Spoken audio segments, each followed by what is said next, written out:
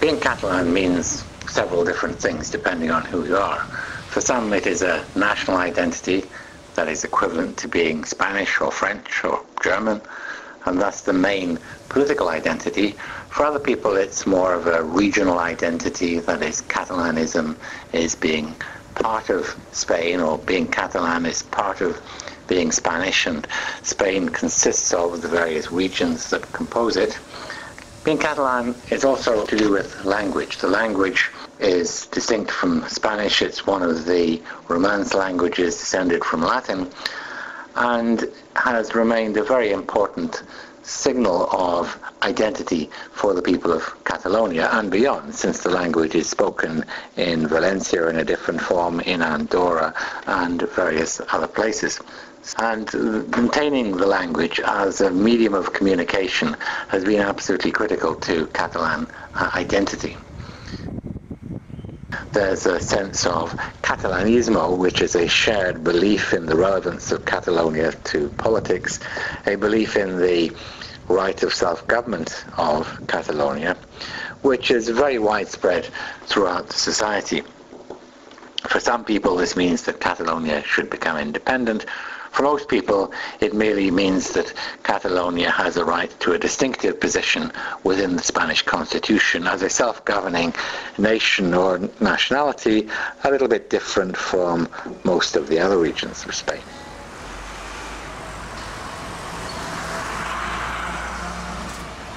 Catalonia also has its own civil society, that is, there are Catalan sporting clubs and Catalan artistic and recreational activities of various sorts. It's marked out in Spain as one of the regions which has a strong civil society, but this too is part of the broader Spanish civil society. And Catalans also relate to Spain through politics. Some of them will vote for purely Catalan parties.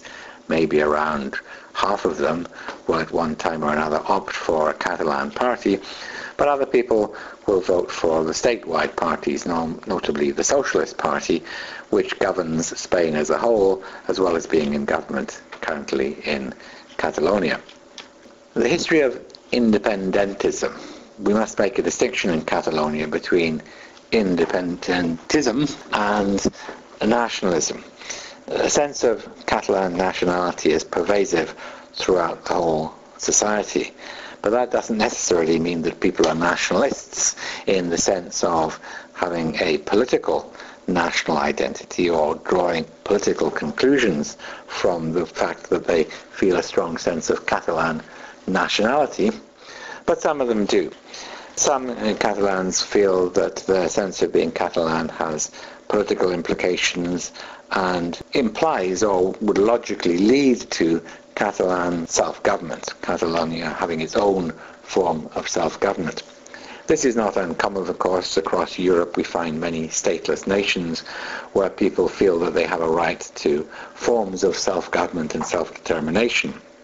What is notable about Catalonia is that the sense of nationality and the desire for self-government are very strong, but the desire for independence is rather weak. There's no more than about 15% of the population who really want an independent Catalonia. This is about half the percentage that you find in the Basque Country and about half the percentage that you would find in Scotland. Sé que ara el nom socialista s'ha deteriorat una mica, es van emprendre unes mesures amb un objectiu principal, entendre que la democràcia... Catalan nationalism is the product of the late 19th century. Catalan identity, Catalonia as a place, of course, is a great deal older historically. But the nationalist movement arose towards the end of the 19th century from a number of impulses. One was to do with culture, the desire to rediscover, to maintain and develop the Catalan language at a time of advancing literacy and education. Another strong impulse was to do with economics, because Catalonia was a rather advanced region. It was one of the first regions in Spain to industrialize, and the industrial middle classes of Catalonia rather chafed at being subordinated to the backward military-dominated, monarchical and clerical-dominated governments in Madrid.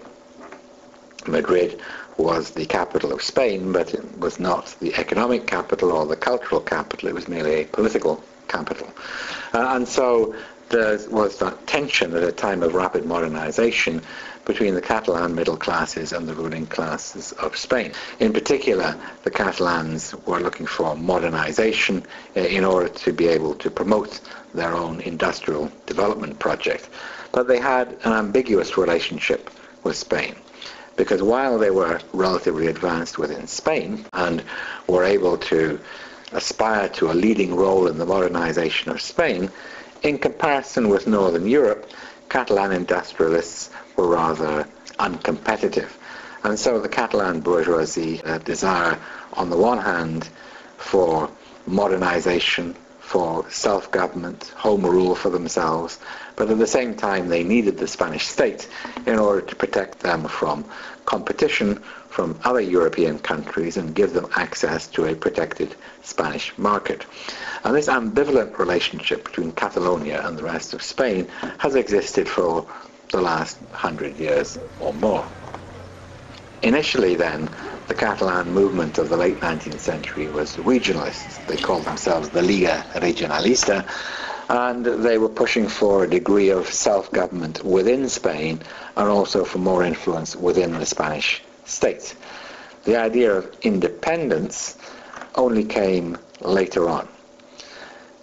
At the time of the Second Republic, when the monarchy fell in 1931 and the Republic was proclaimed in 1932, a left-wing Catalan movement had developed, and the leader of this movement proclaimed the independence of Catalonia, but as part of a non-existent Iberian federation.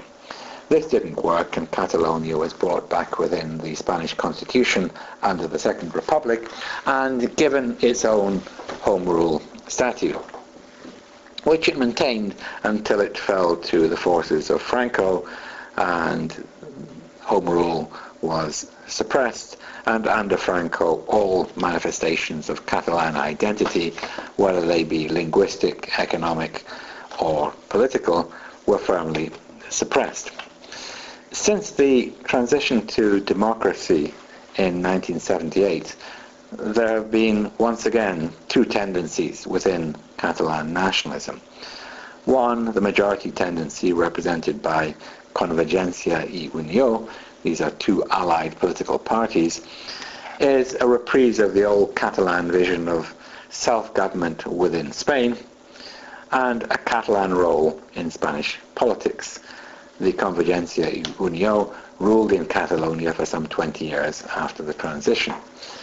The other movement, represented by the Esquerra Republicana de Catalunya, is the continuation of the independence movements of the Second Republic that I mentioned a while ago, and believes in an independent Catalonia, although in a somewhat ambivalent way, because they think that Catalonia should be independent sometime in the future as part of a Europe of the peoples. And in the meantime, they're prepared to govern under the existing autonomy arrangements. Indeed, currently they're in a coalition with the Catalan socialists in Barcelona. Another very strong element of Catalan self-government has been the projection into Europe. Part of the historical myth of Catalonia has been its position as the Marca Hispanica, the borderland between Spain and Europe. And Catalan nationalists have had a vision of returning to a Catalonia as a self-governing nation with some relationship with the Spanish state, but strong links into Europe, into the Mediterranean area, and into the world as a whole. And that very strong external and European element is a distinctive mark of Catalan nationalism,